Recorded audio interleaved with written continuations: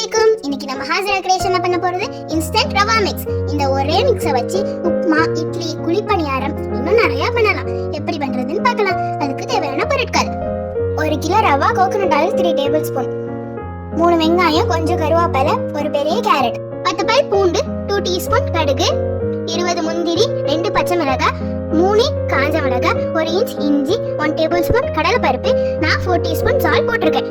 இது அரை உப்பா இருக்கும். உங்களுக்கு வேணும்னா 6 டீஸ்பூன் கூட போட்டுக்கலாம். ஒரு பேன்ல ஆயில் ஊத்தி சூடானத்தோட கடுகை போட்டுக்கோங்க.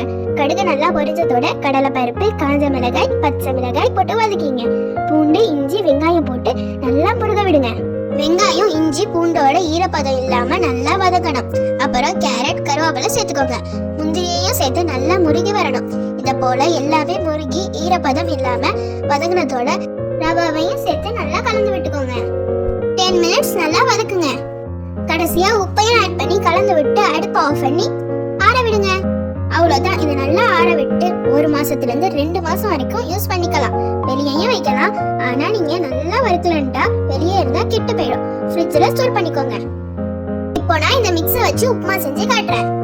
எந்த கப்ல ரவா மிக்ஸ் அளக்குறீங்களோ அதே கப்ல 2 கப் தண்ணி அளந்து ஊத்திக்கோங்க.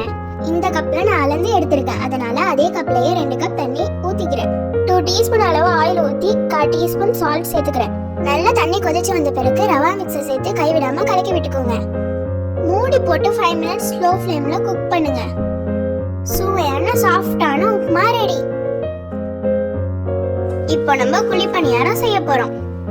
1 கப் ரவா மிக்ஸுக்கு 2 கப் தோசை மாவு, 1/4 டீஸ்பூன் பேக்கிங் சோடா சேர்த்து நல்லா கலந்து விட்டு 10 மினிட்ஸ் ஊற விட்டுடலாம். அது ஊறி வர டைம்ல ஒரு சட்னி பண்ணலாம். சாப்பர்ல 3 மீடியம் சைஸ் தக்காளி, 1 வெங்காயம், 3 பல் பூண்டு, 1 டீஸ்பூன் சில்லி ஃப்ளேக்ஸ், 1 டீஸ்பூன் கருவேப்பிலை பொடி சேர்த்து தேவையான அளவு உப்பும் சேர்த்து நல்லா சாப் பண்ணி எடுத்துக்கலாம். சில்லி ஃப்ளேக்ஸ், கருவேப்பிலை பொடி இல்லைன்றா காஞ்ச மிளகாய், கருவேப்பிலையை சேர்த்து சாப் பண்ணிக்கோங்க. ஒரு கடாயில எண்ணெய் ஊற்றி நம்ம சாப் பண்ணி வச்சிருக்கதையும் சேர்த்து பச்சை வாசனை போற வரைக்கும் நல்லா கலந்து விட்டுக்கோங்க. தண்ணி கொஞ்சம் சேர்த்து நல்லா தொக்கு மாதிரி வேக விட்டு எடுத்துக்கோங்க. மாவு இந்த பதத்துல இருக்கணும். குழிப்பணியார சட்டியில எண்ணெய் ஊற்றி எண்ணெய் சூடானதோட மாவு கொஞ்சம் ஊத்திங்க. நம்ம செஞ்சு வச்சிருக்க சட்னியும் கொஞ்சம் சேர்த்துக்கோங்க. மேல கொஞ்சமா மாவையும் சேர்த்து மூடி போட்டு 5 மினிட்ஸ் வேக விடுங்க. 5 மினிட்ஸ்க்கு அப்புறம் திருப்பி போட்டு பொன்னிறமா பொரிச்சு எடுத்துக்கோங்க. சுவையான குழிப்பணியாரம் ரெடி. நீங்களும் வீட்டில் ட்ரை பண்ணி பார்த்துட்டு மறக்காம எப்படி இருந்துச்சுன்னு உங்களுக்கு கமெண்ட் பண்ணுங்க. உங்களுக்கு இந்த வீடியோ பிடிச்சிருந்துச்சுன்னா மறக்காம நம்ம சேனலை லைக் பண்ணுங்க, ஷேர் பண்ணுங்க, சப்ஸ்கிரைப் பண்ணுங்க.